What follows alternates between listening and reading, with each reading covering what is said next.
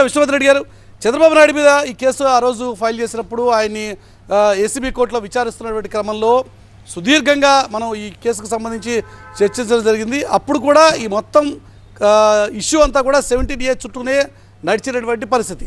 ఇప్పుడు మళ్ళీ సుప్రీంకోర్టులో కూడా ఈ పర్టికులర్ పాయింట్ దగ్గరే కేసు లాక్ అయిందని చెప్పి అనుకోవాల్సిన పరిస్థితి ఉందంటారా?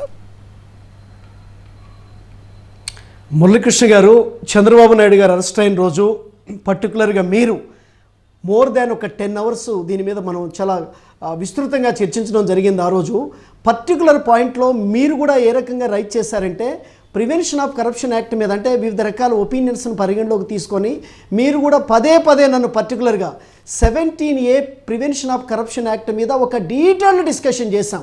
ప్రావిజన్ ఏం చెప్తుంది, అరెస్ట్లో ఉన్నటువంటి ప్రైమా ఫేసీ అంశాలేంటి, ఏసీబీ కోర్టు ఏ రకంగా చూస్తుంది, నెక్స్ట్ హైకోర్టు ఏం చూడబోతుంది, ఒకవేళ సుప్రీంకోర్టుకు పోతే ఏం చేస్తుందని ఆ రోజే మనం 8 hours more than we discussed about this issue.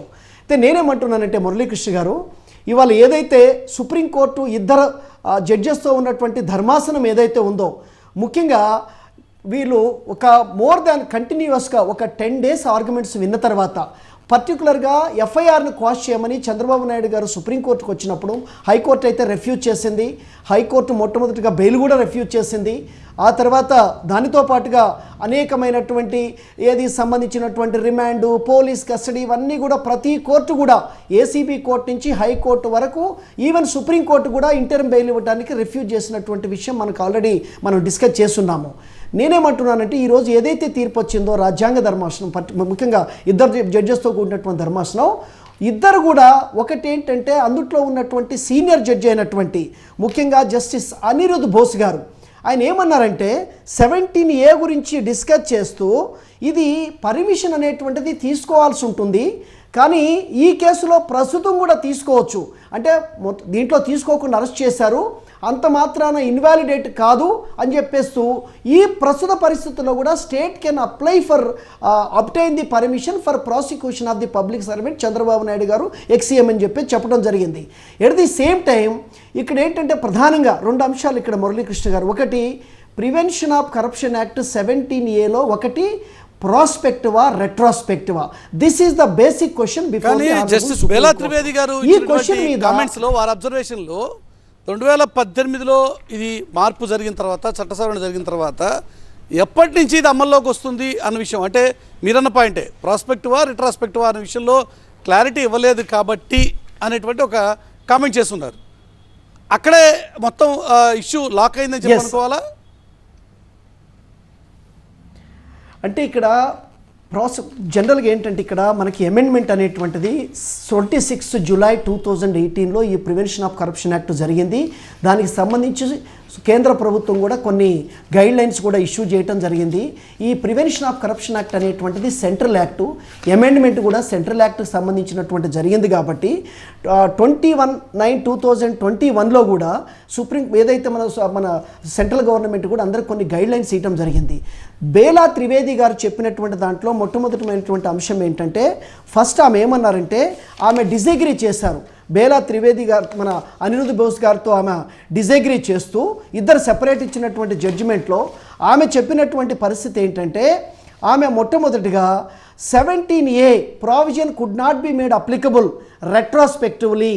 ఆమె ఏమన్నదంటే conclusion section 17A would apply to amended and newly inserted offences under PC act అని చెప్పి చెప్పడం జరిగింది. సో ప్రయర్ శాంక్షన్ అనేటువంటిది 17A కింద it is a substantive, it's a not a merely procedural అని చెప్పేసి కూడా చెప్పడం జరిగింది.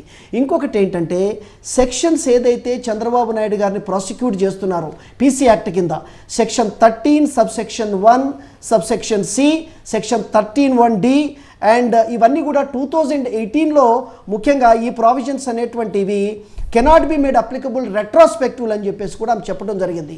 ఇక్కడ ఏంటంటే ప్రధానమైన అంశము, సో అనిరుద్ బోస్ గారు కూడా ఒకటి అన్నారు, ఏమని, ఈ ఏదైతే యాక్ట్ ఎనాక్ట్మెంట్ వచ్చిందో, అమెండ్మెంట్ వచ్చిందో, ఈ ఎనాక్ట్మెంట్ కూడా పర్మిషన్ తీసుకోవాలి, అంత మాత్రాన క్వాష్ చేయాల్సినటువంటి అవసరం లేదు, ఇప్పుడు కూడా అప్లై చేయొచ్చు అన్నారు.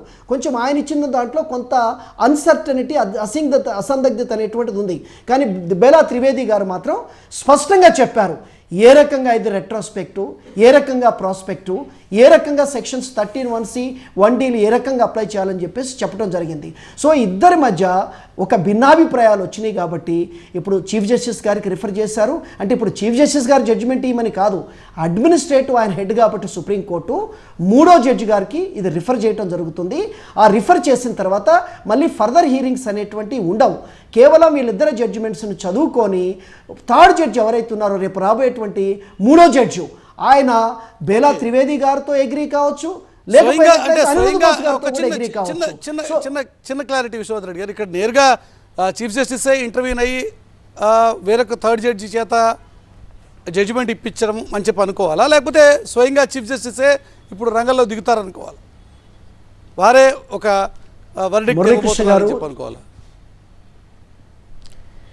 Chief justice of India, chief justice of supreme కోర్టుకి ఏంటంటే ఆయన కంప్లీట్గా రోస్టర్కి is the head of the supreme court of India.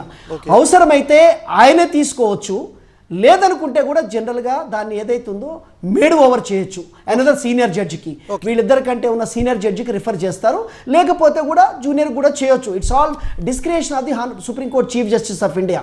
అవసరమైతే దీంట్లో క్వశ్చన్ ఆఫ్ లా ఇది కాన్స్టిట్యూషనల్ ఇష్యూ కాదు.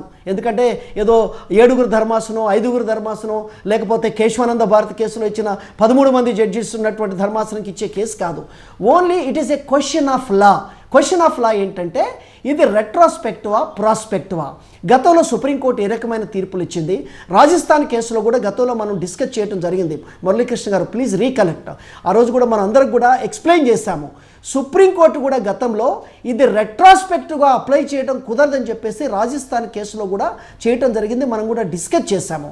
అయితే నేనేమంటున్నానంటే రేపు 3rd జడ్జికి రిఫరెన్స్ అయిన తర్వాత ఇంకోటి ఒక ప్రధానమైనటువంటి అంశం ఏంటంటే వాళ్ళిద్దరిలో డిసగ్రిమెంట్ ఎక్కడుందంటే రెట్రాస్పెక్టివా ప్రాస్పెక్టివా.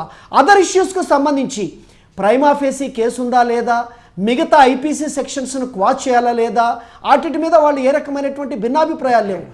Only A prosecution under the prevention of corruption act 13(1)C కింద 13(1)D కింద చంద్రబాబు నాయుడు గారిని ప్రాసిక్యూట్ చేయాలా లేదనేటువంటి దాని మీదనే అభిప్రాయం అనేటువంటిది వాళ్ళకి భిన్నాభిప్రాయం ఉంది.